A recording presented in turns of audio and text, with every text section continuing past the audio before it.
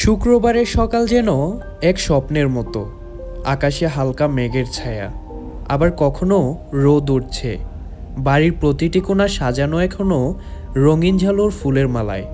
কোথাও হলুদের ঝলমলে ছোঁয়া, কোথাও বিয়ের লালচে রঙের সাজ। ডাইনিং স্পেসে সকালের আয়োজন। টেবিলে সাজানো আছে লুচি, আলুর দম, ডিম পোচ, ফলের রস, পায়েস। মেঘ, মিম, বন্যা, তানবীর, আবির, আদি, আলী আহমেদ খান, মোজাম্মেল খান ও ইকবাল খান সবাই টেবিল ঘিরে বসে হাসি মুখে নাস্তা করছে। মাইশা, মালা ও তাদের হাজবেন্ড সহ বাকি মেহমানরা একটু আগেই নাস্তা সেরে উঠে গিয়েছে। এখন পরিবারের সবাই একসাথে বসেছে। বাড়ির তিন কর্তি সবাইকে মেহমানদারিতে ব্যস্ত। এতক্ষণ বন্যা ও মেঘ তাদের সাহায্য করেছে। আলী আহমেদ খানের ডাকাডাকিতে এখন এসে নাস্তা করতে বসলো। তানবীর আবিরকে খুঁচিয়ে ফিসফিসিয়ে বলল, ভাইয়া, আজকে কি তোমার রোমান্স বন্ধ থাকবে, নাকি এই সকালেও নতুন প্ল্যান? গত দুদিন যা রঙ্গ দেখালে, আমি তো চিনতেই পারিনি এটা আমার রাগী গম্ভীর সেই ভাইয়া। আবির গম্ভীর মুখে বলল, আমার বউ তোর বোন হয় বেয়াদব। তুই কি করে ছোট বোন আর তার জামাইয়ের রোমান্সের খবর নেস? ছি তানবীর, আমি তো রীতিমতো তোকে নিয়ে হতাশ। তানবীর বলে উঠল, ইস, যত ঢং। সবার হাসাহাসির মাঝে নাস্তা শেষ হলো। নাস্তার পর ড্রয়িং রুমের একপাশে আহিয়া, আহিয়ান, ত্রিধা, মাইশার ছেলে মিলে বসেছে। ওদের হাতে গুড়া রং নিয়েছে, কেউ লাল, কেউ হলুদ, কেউ গোলাপি।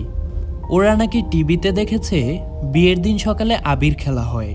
আহিয়ান বলল, তোরা কেউ আমার মুখে আবির দিবি না, মুখে আবির লাগালে আমার ভালো লাগে না।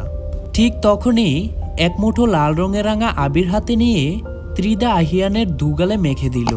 তারপর ত্রিধা খিলখিলিয়ে হেসে আদো আদো কণ্ঠে বলল, ভাইয়া সুন্দর। এটা দেখে বাকি বাচ্চাদের সে কি হাসাহাসি। ওড়না, টিস্যু, প্লেট সব ভরছে গুড়ার রং দিয়ে। আহিয়ান গম্ভীর মুখে ত্রিধার উপর রাগ করে সেই রং ভর্তি প্লেট নিয়ে গেল তার মা বাবার রুমে, রেখে আসলো টেবিলের উপর।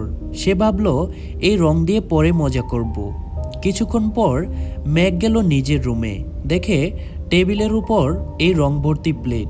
পেছন থেকে দরজা বন্ধ করে ধীরে ধীরে কাছে এলো আবির, চোখে সেই দুষ্টু হাসি। আবির মেঘের কানের পাশে ফিস ফিস করে বলল, এই রঙগুলো কার জন্য রাখা বলো তো?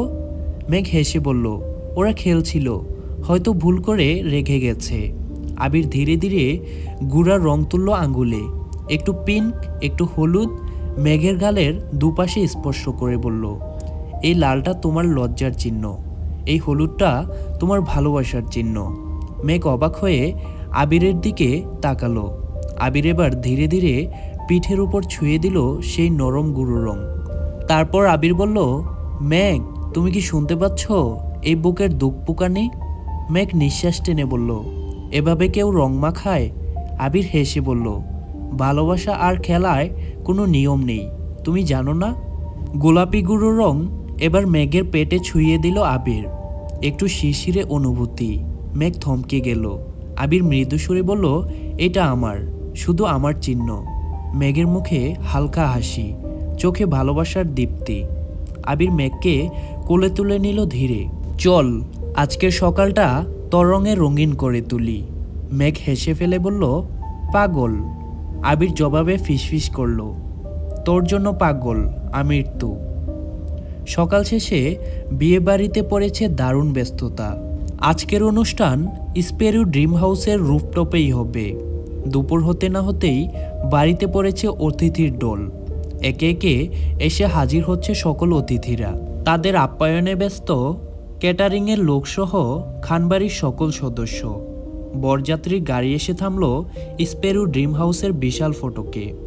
বর আরিফ, পাশে আইরিন মাথা উঁচু করে গাড়ি থেকে নামলো। আজ বরপক্ষের বড় দায়িত্ব আইরিনের কাঁধে। আইরিন ভারী লেহেঙ্গা দুই হাতে ধরে একটু এগিয়ে এসে হাসি মুখে বলল, চলো দেখি মেয়ে পক্ষ আজ কত বড় সাহস দেখায়। সামনে দাঁড়িয়ে রাদিফ, সাদা পাঞ্জাবিতে হাত গুটিয়ে, মুখে শয়তানি হাসি। সাথে দাঁড়িয়ে আছে মিমের বান্ধবীরা এবং মিমের সকল কাজিন। রাদীপ বলল, ওয়েলকাম আইরিন বিয়াইন। আজকে তো আমরা কনেপক্ষ এই গেট খুলবে, কিন্তু টাকায়। আইরিন ঠোঁট বাঁকিয়ে বলল, ও, মেয়ের পক্ষ তো দেখি অনেক হিংসুটে। বিআইন বলেই তো কিছু ছাড় দিচ্ছিলাম ভাবলাম। আইরিনকে পুরো কথা শেষ করতে না দিয়েই রাদীপ হেসে বলল, এই রসিকতা আজ চলবে না। তুমি বরপক্ষ, গেট পাস করতে হলে কষ্ট করে টাকা বের করো। পেছন থেকে আরিফ হাসছে। এবার আসিফ আইরিনের উদ্দেশ্যে বলল, আইরিন, এই ছেলেকে কাবু করতে হলে তোকেই প্রয়োজন। আইরিন ব্রুকুচকে বলল, টাকা দিতেই হবে না কিছু অন্য শর্ত আছে? তারপর আস্তে আস্তে বলল, রাদীপ, শোনা চান, তুমি জানো না আমি কত বড় ফাজিল? সময় মতো আমাদের টাকা আমরাই পুষিয়ে নেব। রাদীপ গম্ভীর গলায় বলল, শর্ত আছে? অবশ্যই আছে, আগে বলো।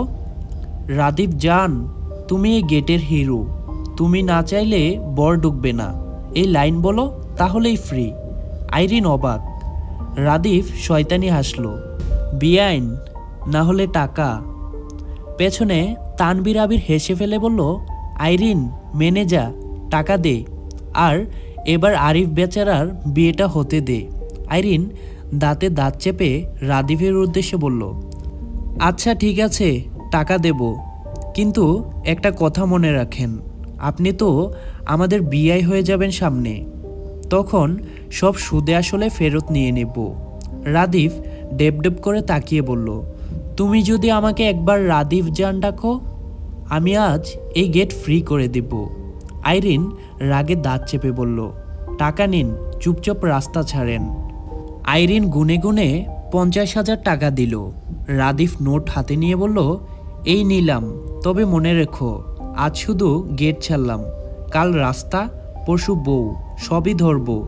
আইরিন রাদীপের কথায় আগামাথা কিছু না বুঝে রাগে কটমট করে বলল, যত সব আজাইরা পাগল।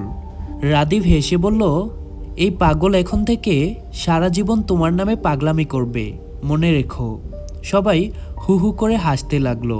আইরিন গলা টান দিয়ে বলল, চলো বরপক্ষ, গেট পার, যুদ্ধ জিতে গেলাম। রাদীপ নীরবে বলল, এই যুদ্ধে আমি ইচ্ছে করেই হারলাম, পরবর্তীতে যখন আবার যুদ্ধ হবে তখন দেখে নিব তুমি কি করে জিতে যাও, আর কিভাবেই বা সুদে আসলে আমার কাছ থেকে ফেরত নাও। তো আজকের 30তম পর্ব এ পর্যন্তই। আমি জানি সবাই আমার উপর খুবই বিরক্ত, মূলত অসুস্থতার কারণে আমি পর্বগুলো কন্টিনিউ করতে পারছিলাম না। আর দেখতে দেখতে আমরা সিজন 2 এর শেষ পর্যায়ে চলে এসেছি। আর সবাই আমার জন্য বেশি বেশি দোয়া করবেন যেন বাকি অংশটুকু খুব শীঘ্রই দিতে পারি। So till then take care, আল্লাহ হাফেজ।